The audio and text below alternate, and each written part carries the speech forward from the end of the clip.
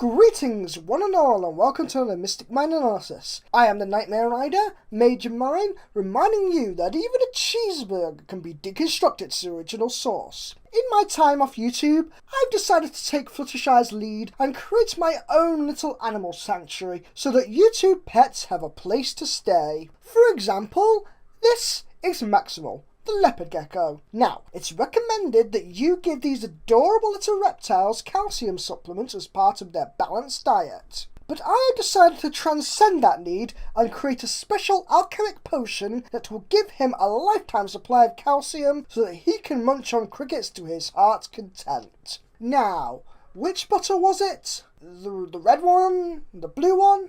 Was it the green one? I doubt it matters. I'm so brilliant, I'm certain I made them all with the same effect. Now, open wide, little buddy.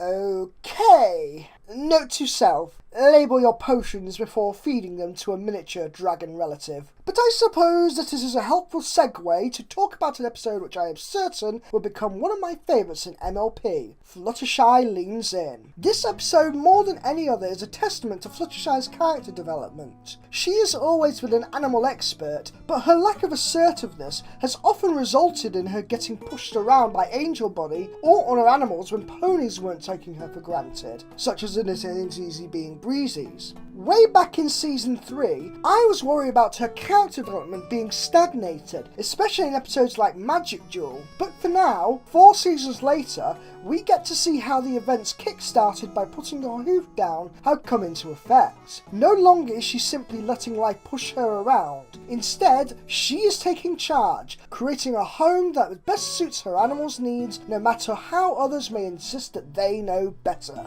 I have seen a number of analysts talk about how they found the moral of this episode to be flawed, implying that Fluttershy was not giving the expert enough accurate information to properly create what she was asking for. However, I could not disagree more with this analysis. Fluttershy accepted the help of 3 experts to design and create a sanctuary, suiting the needs of all animals who would care to visit. However, each expert had their own ideas of what should be done based on what they would do conventionally with their own day jobs. For example, when Fluttershy asked for wide open spaces that work around the trees for animals to traverse through, Hardhat just insists on using blueprints for a hospital because he thinks an animal sanctuary is the same thing? This is the key factor. None of the 3 did what Fluttershy asked. Fluttershy was very specific on what was needed for all the animals to thrive, and the experts who were supposed to help ignored this, seemingly ignorant of a sanctuary's purpose. So how is Fluttershy being too vague when these experts automatically think that they know better than her? Even if Fluttershy's demands are too vague, they still don't need to ignore her and do the opposite of what she asks. This is what is known as an appeal to authority fallacy. The notion that because someone has an expertise in a particular field, you should trust their word uncritically. Would you trust an engineer to give you advice on how to grow vegetables? Would you trust a chemist when they tell you that evolution isn't real simply because they're a scientist? If you answered no to either of these questions, ask yourself, why should we accept that Fluttershy, stating specifically that the sanctuary needs open spaces, earthly colours and use of woodland, is against trusting experts when the so-called experts act contrary to this? As such, Fluttershy is right to fire the experts from the project. She is asserting herself to do what's best for the animals, so comparing it to vague art commissions just isn't fair. Now, what I will criticise about the episode is that the pacing is rather slow. It takes some time for the conflict to come about, following a strict Rule 3 formula which causes the plot to drag its feet. On top of this, the conflict is pretty basic, so we don't get much in the way of story progression as a whole. There weren't any real challenges that Fluttershy had to overcome to get the sanctuary built, as one pony was able to do the work that 3 could not. Conflict isn't particularly compelling when the focus character was correct from the start. This would have been easily improved if Fluttershy had found particular difficulties in following through with her plans. Ironically, if Fluttershy had been somewhat unrealistic with her dream goals, we could have seen a clash where neither side of the argument was entirely in the right. It never hurts to show kids that conflicts can have nuance, making compromises a necessary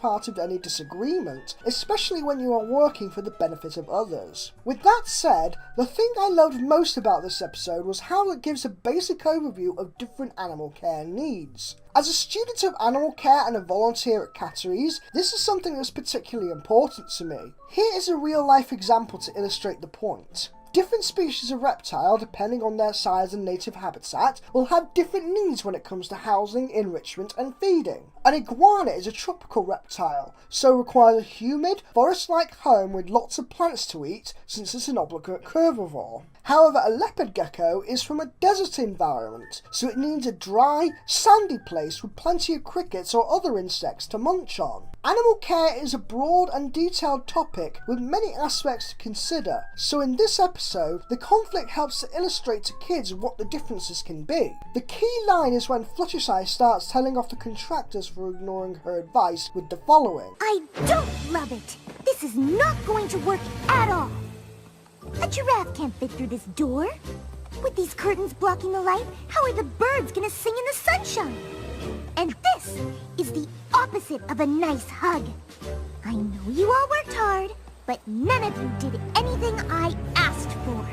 Presenting this in a dramatic, visual manner, as well as contrasting it with a completed sanctuary, could get kids thinking about the basics of animal care when they visit the zoo, and potentially help them to be better carers for their own pets as they grow up. Overall, this episode has some flaws in how simplistic the conflict is, but I still regard it in a highly positive light. Fluttershy has grown so much as a character since her inception, standing up for herself and animals she cares deeply about. In addition to a lesson in Animal Care 101, this episode shows that just because an authority figure speaks on a subject, it doesn't mean that what they say is always accurate information. I give Fluttershy Leans In a final grade of a straight A. What did you think of this episode? Feel free to leave your thoughts in the comments below. Until the next time, this is the Nightmare Rider, Major Mind, riding out.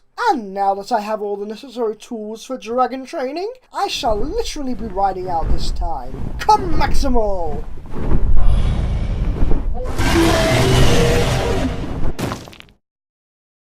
Well, at least he responded to my call. That's a start, I guess.